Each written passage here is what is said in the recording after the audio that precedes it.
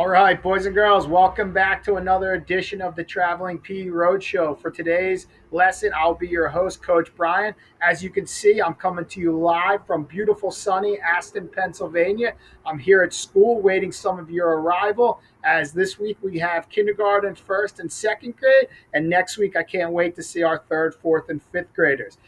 Today's lesson is entitled Create Your Own Sockball Game. So you're going to use your handy dandy sock ball. As you can see here, Coach Brian has his lucky Jumpman or Michael Jordan Aston Elementary color sock ball. And the game I created is called sockball pitchback.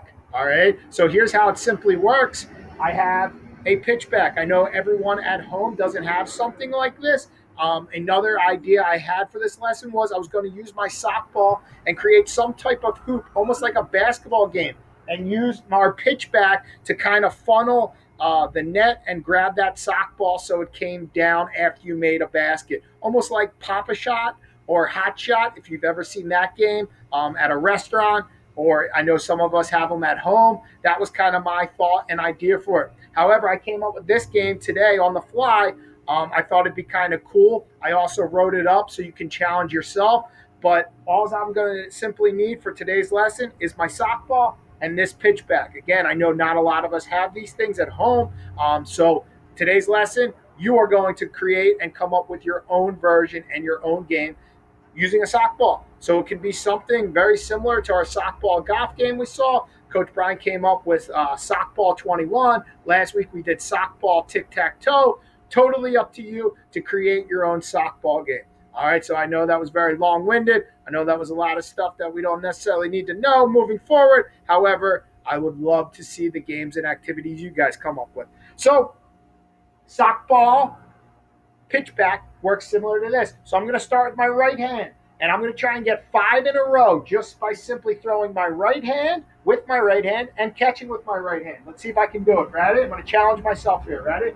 1, 2, 3, 4, and 5. All right, now I'm going to move on to the left hand. A little bit more difficult. Don't feel as comfortable. It's not a natural motion for me, but I'm going to try and catch 5 with my left hand. Ready? 1, 2, 3. Oh, I missed it. Pick up where we left off. 4 and 5. All right, here we go. This time, I'm going to throw with my right hand and try and catch with my left. So I'm throwing right, trying to catch with my left. Let's see. 1, 2, 3, 4, and 5. Awesome. All right, what do you think our next progression is? If you said throw with our left hand and try and catch with our right, you are correct. Here we go. Ready?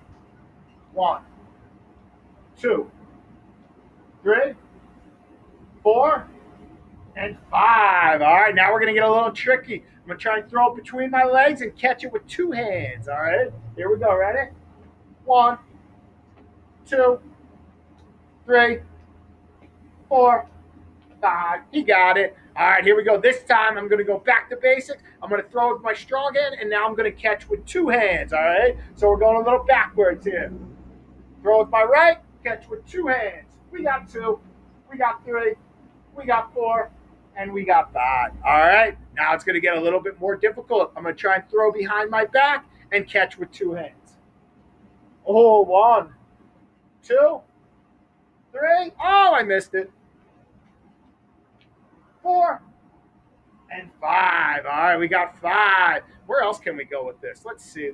How can we get creative here? Oh, how about this one? I'm going to throw it off the pitch back. I'm going to spin around, and I'm going to try and catch it. Let's see how this works. We're just looking for 1, all right? This is a little bit more difficult. Here we go. Oh, my goodness. We got it. First try. Let's try another one. Here we go. That was 1. Ready? Oh, my goodness. And I missed it. All right, let's try. Now we're getting a little greedy here. Here we go. Oh, and I missed it. All right, we're going to stay with the one I successfully caught. What else can we do with this one?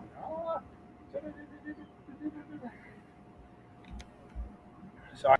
All right, here we go. Next progression, I'm going to pop on down to my knees, and I'm going to throw from here. See if I can catch 5 in a row. Ready? 1, 2, 3, 4, 5. All right, here we go. Let's see if I can just catch 5 right-handed from my knees. 1, 2, 3, 4, 5. Here we go. Left hand. 1, 2, 3, 4, and 5. All right, pop on up. All right, boys and girls, as you can see, Coach Brian's a little out of breath. I got my workout in for the day. This was a game I just came up with. Like I said earlier today, I call it softball pitchback. If some of you have things very similar to this, I know some of us have them in our backyard, whether we're lacrosse players or whether we're baseball or softball players. This is a great tool to use to work on hand-eye coordination. All right. Something else you can simply do is if you have a tennis ball, if you have a racquetball, something that bounces, you can use just a wall. A brick wall works just the same, right? And it works on the same concepts. So some of these challenges that I came up with today that you saw me actually do, or you can actually see in our lesson, are some things you can work on. Whether you have a pitchback or whether you just have a brick wall, they all work on the same concepts of increasing your hand-eye coordination, right? Reflexes, right? And as that softball or as that ball's on you, you're out now trying to catch it, gauge it in the air, and track it down. So this was just a little game Coach Brian came up with here at school. Can't wait to see all you guys next week. Hopefully you enjoy this lesson, and I would love to see what you guys come up with for this week for your own softball game. This is Coach Brian signing off from Aston. We have beautiful weather. Hopefully it stays the same. Next week, we're moving into our soccer lesson.